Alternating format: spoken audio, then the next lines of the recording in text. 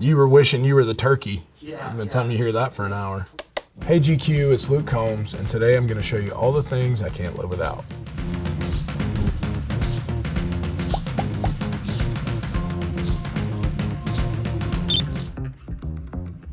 Oh, that was a good slide. Today's essential here is gonna be coffee. So gotta have this every day.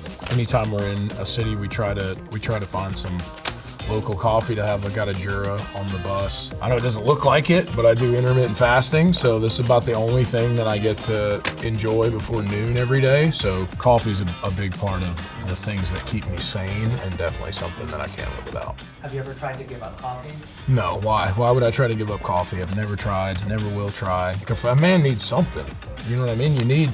You can't even have coffee. What can you have? You know, I mean, start the day off with a glass of water, but this is glass number 2 right here, and 3 and 4 and 5 sometimes. So gotta have this, gotta have it. Again, I know it doesn't look like it, but most of the time I'm gluten-free. So that would be bread, pasta, anything fried, anything good has all been given up. If I'm going Michelin star dinner, I'm probably not gonna tell the server that I'm gluten-free because I would rather just have the full experience from time to time, but for the most part, I try to avoid it. Trying to drop some LBs, it's been a whole thing. Always looking for a good bar. These are the ones that I've landed on, Aloha bars that are my absolute favorite. The macros are nice on them. They taste fantastic. So Aloha, if you're looking for me, here I am. Okay, these are delicious. I spend a lot of time in the outdoors again, especially in the spring, turkey hunting. So we've got kind of a selection of arrowheads here. I actually have this tiny little bird point right here tattooed on my left arm because this is the first one that my wife ever found. She found this in Montana. I mean, it's almost transparent if you can see it, but this would have been, you know, tied on an arrow to, you know, shoot small game, rabbits, birds, anything like that. Found this little guy here in a field in Tennessee, walking around on a turkey hunt, and you know, you're able to hold a piece of history in your hands, and it's not something that's just gonna be lost to, you know, living under the soil for the next however many thousands of years. This is an Indian head penny from 1897 that I found in the same field that I found this in. And in the very same field, I found a musket ball in the very same field on the very same day. So that was a good day in the woods. Also, found this rattlesnake rattle. Not found, I say found. I don't know if you can say how it was actually acquired in the GQ interview, but it was found that day as well. This is the first one that I ever found. They call this a turkey tail point. It's just missing the very top of it here, but this would have been like more of a spear type point here. Is what you would call a celt. So these would have been used to flesh hides or carve out bowls or canoes. These would have been held kind of like this and, you know, carve out wood, again, flesh hides. It's just something that, you know, not everyone has seen, not everyone has gotten to be around. So I like to share it if I ever have the chance and, you know, kind of keep the history alive of these things. Watches. I'm a big watch guy here. This is my little travel case that I have. I got a few in here that I wanted to bring and show you guys. I'm a big vintage guy. This has become my vice. This has kind of been my thing that I've gotten way too deep and horribly addicted to. So this is a vintage AP with an opal dial from the 1980s. White gold, pretty rare. Wore this at the Knicks game the other night. Looked nice, I thought. My wife got me this watch here. This is a Patek perpetual calendar. I had this strap made for it. It looks like snakeskin, but it's calfskin. My grandfather got one when he quit the mill. He worked there for 25 years, and when he left, they gave him a Rolex, and he was always really, really proud of what that watch signified. And it kind of was this physical item that could sum up this achievement that he had. So now I buy a watch, you know, when my sons were born, I bought watches, and at the end of a big tour, I'll buy a watch, and they kind of signify, not each and every one, but a lot of them have a significance to them. Vintage Daytona here, really sick. Paul Newman, white dial, This is deep watch lore stuff. If you know this, you know it. Super light. It's stainless steel. You know, when you feel these older Rolexes, sometimes you like can't believe the way they feel in your hand a little bit. I wear a lot of like vintage camo, stuff like that. So these always kind of go with that look to me. I'm wearing a little Patek here with a red stag on it. I don't know if you can see that.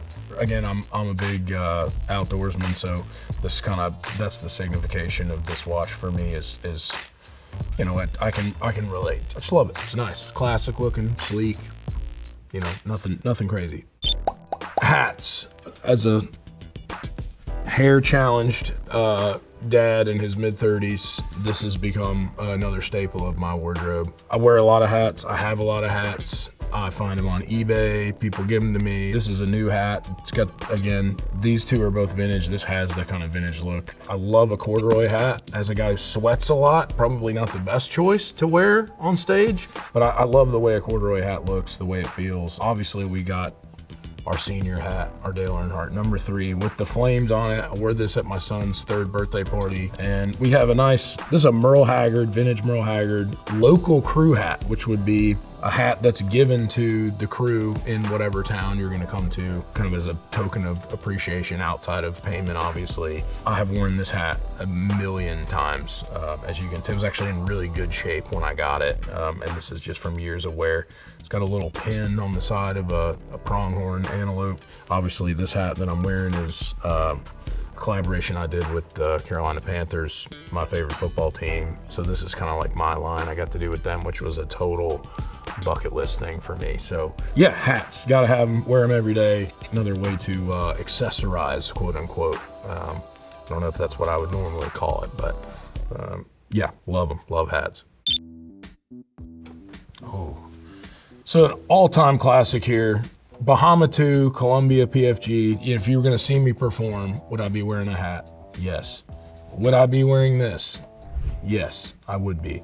Big, boxy, big guy shirt. You know, some people think of me, they probably think of this shirt in a lot of ways. I mean, this is a shirt that I've been wearing for years. I was wearing these in college, specifically the black one came along after I moved to Nashville. It really was born out of just comfort. I was wearing these shirts playing shows because I was comfortable in them as a bigger guy. I thought they looked nice. They're super breathable, which is great for stage. They don't get super like overly drenched with sweat or water or anything, or beer or whatever, you know, liquid maybe flying around on stage. People always ask me, well, how many of those shirts do you have? Do you just have one? And I'm like, no, well, yes, I just have one shirt that I wear all the time that I wash. No, I have, I mean 50 of these at least. Columbia has been such a huge supporter of me and a big part of like my brand.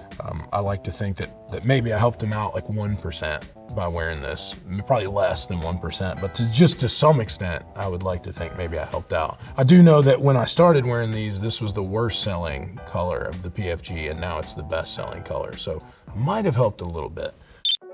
Xbox controller, big video game guy. Have been my entire life. I was an only child, so a lot of time was spent entertaining myself. Also have a gaming PC in my house, and I play on an Xbox controller. So whether I'm on the bus playing on the Xbox or I'm at home on the rig, then we're always playing some kind of sports game going down, Battlefield 6, something along those lines is always happening.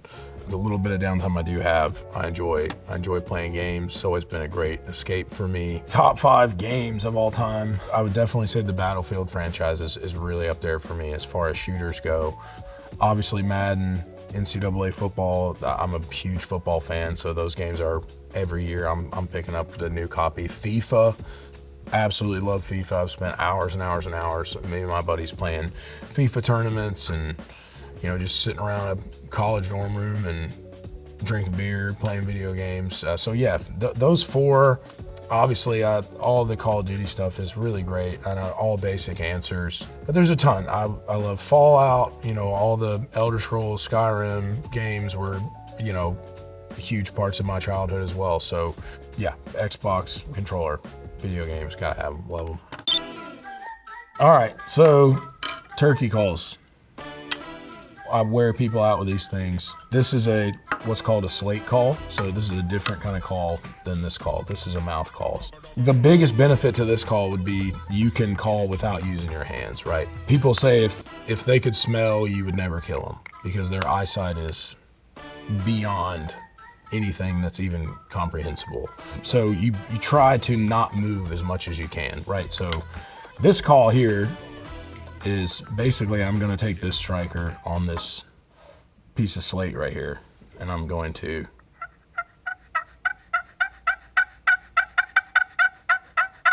right? So if there's a turkey that's 20 yards away from me, I'm not gonna be picking my hands up and doing this if I'm by myself, because I'm also probably going to have a weapon in my hands and I'll have 4 hands. So this is great when you're hunting with people. If there's not a turkey in front of you, this carries a lot of distance. So does this call.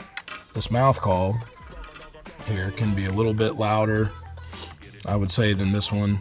So there's just kind of various, this is all deep. This is nerdy stuff here. And this is probably, people are gonna make fun of me for how bad this sounds probably, but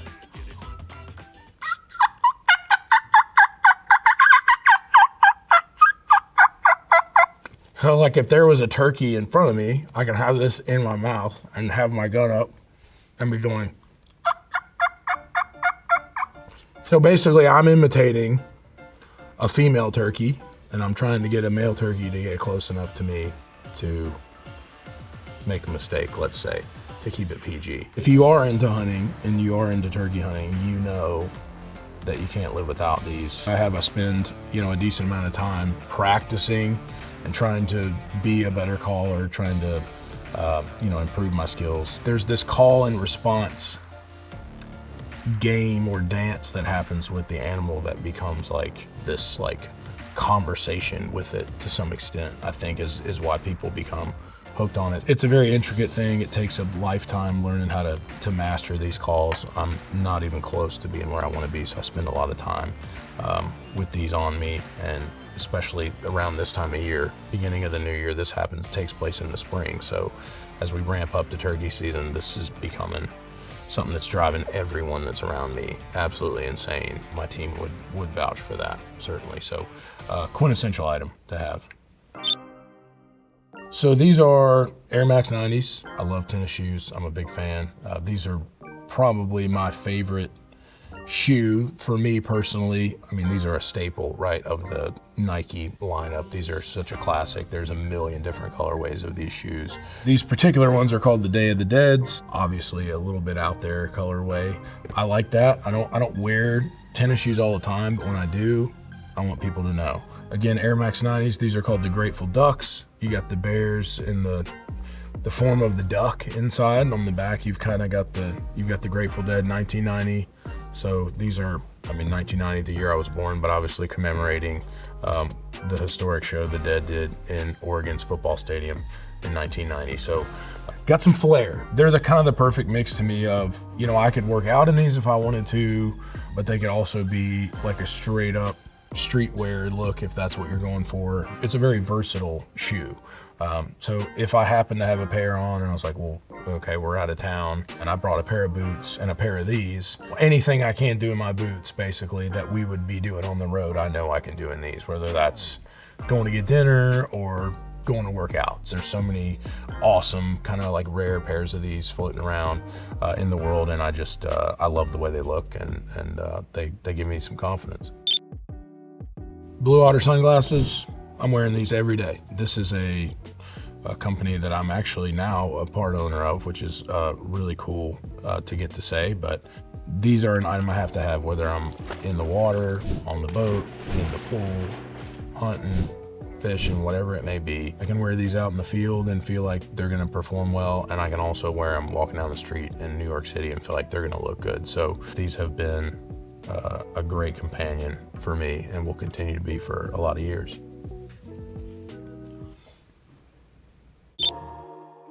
All right, so we got some well-worn Sony noise-canceling headphones here.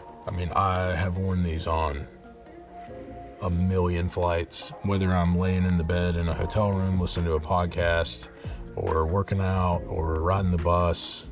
These headphones have literally played thousands and thousands of hours of music. These headphones have helped me decide what songs are gonna be on my albums, you know, what songs I do like, what songs I don't like. I have listened to my new album many times already on these. By the time a new album comes out, the artist that's putting it out has been sick of it for a year already by the time you're hearing it, probably. So yes, I've spent many hours doing quality control, whether it's from the first work tapes that we recorded to songs that my buddies were sending me to work on, to getting the first mixes back, to then doing final mix, master. The whole process takes place on these headphones for the most part. So these are always around, these are always in my backpack. And that I won't get rid of them until I have to. These have been really great to me. In my opinion, very high quality product, and I've never had an issue with them for the last, gosh, I don't know, 5, 6, 7 years. I maybe charged them like 2 or 3 times. It's like I'm not trying to sell, I don't have any invested interest in these at all. I'm a Sony recording artist, so maybe asterisk on that. But I do love these quite a bit, and these go everywhere. Would highly suggest a pair of these if you're looking for something. These have been real good to me. All right, GQ, that was so much fun. We'll see you next time. Thanks for checking it out.